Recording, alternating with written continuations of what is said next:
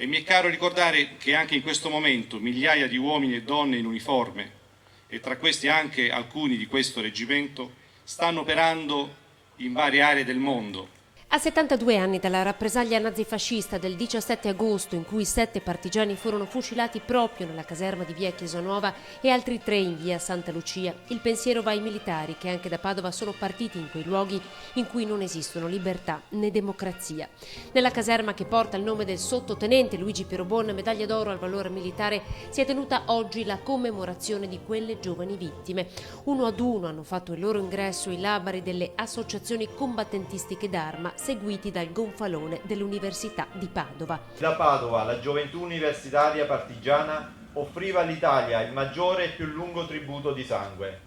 Padova 1943-1945. Luigi Pierobon era un giovane studente di lettere, come lui tanti partigiani del Veneto che avevano risposto alla chiamata del rettore dell'università.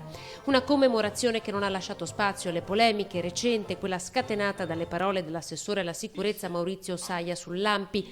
Ha seminato solo odio, dovrebbe essere sciolta per legge, aveva scritto giorni fa su Facebook. Presente alla commemorazione anche il nipote di uno dei partigiani uccisi, Antonio Franzolin.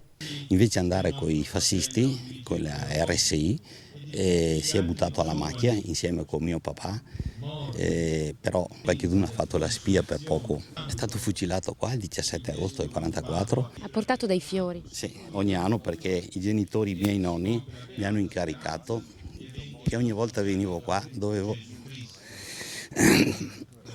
portarli.